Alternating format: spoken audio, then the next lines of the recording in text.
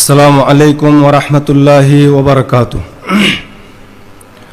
الحمد لله رب العالمين، والصلاة والسلام على المبعوث رحمة للعالمين سيدنا محمد وعلى آله وصحبه أجمعين ومن تبعهم بإحسان إلى يوم الدين. أما بعد، فإن نبينا محمدا صلى الله عليه وسلم هو السراج المنير للعبد في حياتنا، وهديه صلى الله عليه وسلم هو الميزان المستقيم الذي توزن به أعمالنا وتصرفاتنا.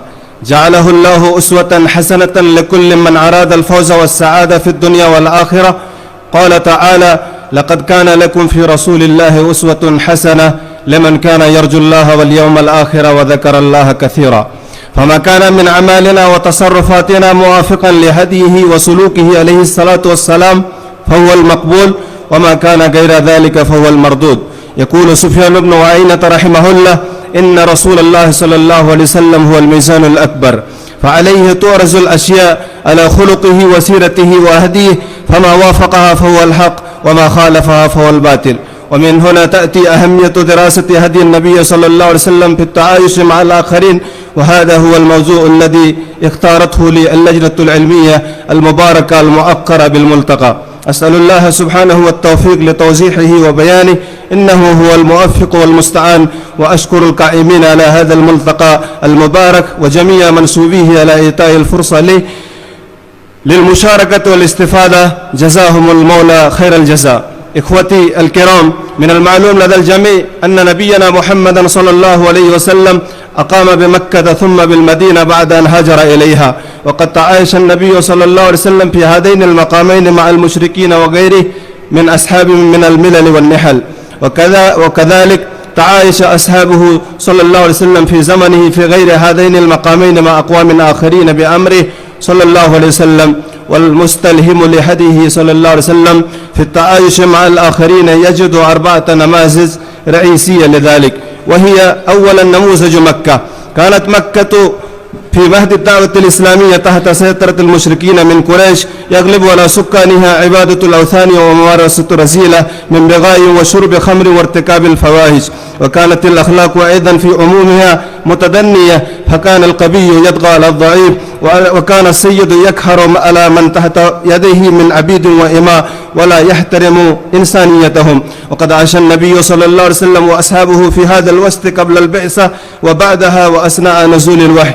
أما قبل البعثة فكان رسول الله صلى الله عليه وسلم متعايشا مع قومه متآلفا معهم، يقوم بدور اجتماعي فعال، وكان صلى الله عليه وسلم معهم في أمور البر والخير، ويكشف ذلك ما صرحت به زوجته وأخبر الناس به السيدة خديجة رضي الله عنها حينما أتاها رسول الله صلى الله عليه وسلم يخبرها بأمر نزول الوحي عليه، وكان خائفا على نفسه صلوات الله وسلامه عليه، فقالت: كلا أبشر فوالله لا يخزيك الله أبدا، فوالله إنك لتصل الرحم وتصدق الحديث وتحمل الكل وتكسب المعدوم وتقري الزيف وتعين على نوائب الحق.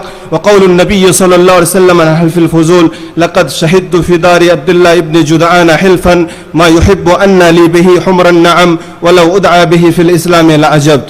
أما بعد نزول الوحي والبعثة فإنما بدأ النبي صلى الله عليه وسلم بدعوة الناس للإيمان بالله عز وجل وتوحيده.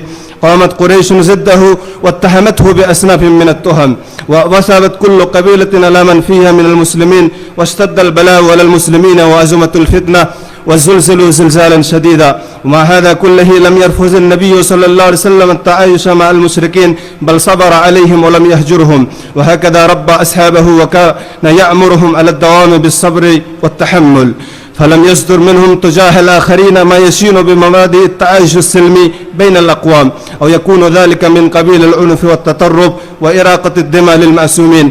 ثانيا مجتمع الحبشة، لما رأى رسول الله صلى الله عليه وسلم ما يصيب أصحابه من البلاء من أهل مكة، قال لهم: لو خرجتم إلى أرض الحبشة فإن بها ملكا عظيما لا يظلم عنده أحد، وهي أرض صدق حتى يجعل الله لكم فرجا مما أنتم فيه.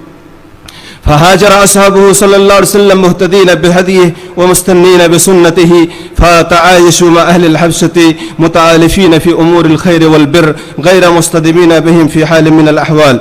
ثالثا مجتمع المدينة في عهدها الأول. كانت المدينة في بداية عهد النبي صلى الله عليه وسلم بها مقسمة تقريبا بين المسلمين واليهود والمنافقين والمشركين، فلنعلم كيف تعامل وتعايش رسول الله صلى الله عليه وسلم وأصحابه مع اليهود والمشركين والمنافقين. تعايش رسول الله صلى الله عليه وسلم وأصحابه مع اليهود بعد أن هاجر النبي صلى الله عليه وسلم إلى المدينة. رأى أن يقوم بتنظيم علاقاته بغير المسلمين، وكان همه في ذلك هو توفير الأمن والسلام والسعادة والخير للبشرية جمعاء. وأقرب من كان يجابر المدينة من غير المسلمين هم اليهود، فكان النبي صلى الله عليه وسلم بدأ يعامل معهم بالعدل ويحجب عنهم الظلم حتى وإن كان على ذلك على حساب المسلمين. وقد ذكر ابن إسحاق وتبعه غيره من أهل السير أن النبي صلى الله عليه وسلم عقد معهم معاهدة اشتملت على أمور كثيرة، ومن أهمها التعايش السلمي بين الجميع والمحافظة على حقوقهم في الأمن والحرية وصون أنفسهم وأموالهم وأراضيهم ودور عبادتهم، وإعطاء الفرصة للجميع في المشاركة الاجتماعية والسياسية والعسكرية بصورة عادلة. تعايش رسول الله صلى الله عليه وسلم وأصحابه مع المنافقين. المنافقون هم أهل الجبن والدسيسة، وقد لعبوا دورا في الوقية بين المسلمين وتقليب أحزاب الكفر على المسلمين وإيذاء رسول الله صلى الله عليه وسلم، وقد صبر عليهم رسول الله صلى الله عليه وسلم. وإنما استأذن بعض الصحابة لقتل بعض المنافقين قال عليه الصلاة والسلام: دعه لا يتحدث الناس أن محمدا يقتل أصحابه. تعايش رسول الله صلى الله عليه وسلم وأصحابه مع المشركين بالمدينة. انتشر الإسلام في المدينة بين الأوس والخزرج قبل مجيء رسول الله صلى الله عليه وسلم إليها، وظل ينتشر فيها بعد مجيئه داخل المدينة وخارجها، ولكن بقي بعض أهل المدينة على شركهم. وهؤلاء المشركون في المدينة كانوا أقلية، ولم يؤثر أنها شاغبت أو آذت جماعة المسلمين كما فعل المنافقون باليهود. وفي المقابل لم يؤثر أيضا أن أحدا من الصحابة تعرض إليهم بسوء أو اجتهاد أو تزييق. رابعا المدينة في عهدها الأخير. لم تكن المدينة في عهدها الأخير أحادية لا تنوع في سكانها من حيث الدين، بل كان